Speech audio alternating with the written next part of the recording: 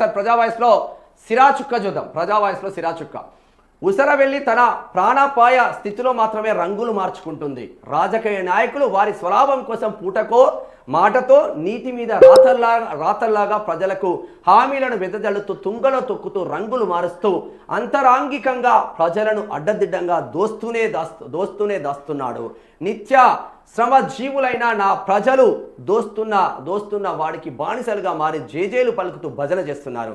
వారి నిత్య జీవన శైలితో యుద్ధం చేస్తూ జ్ఞాపక శక్తిని కోల్పోయి బావిలోని కప్ప ఇదే ప్రపంచం అన్నట్లుగా బానిసల్లాగా బ్రతుకుతున్నారు.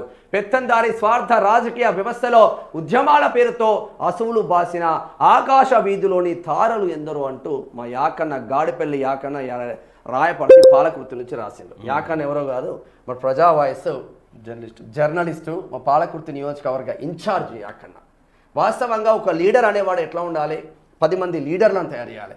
ఒక జర్నలిస్ట్ అనేవాడు 10 మంది జర్నలిస్టులను తయారు చేయాలి. ఆ జర్నలిస్టులను తయారు చేసి ఆ లీడర్లను తయారు చేసి వాళ్ళకి సహాయ సహకారం అందించుకుంటూ పోతే వాడు నికార్సైన లీడర్.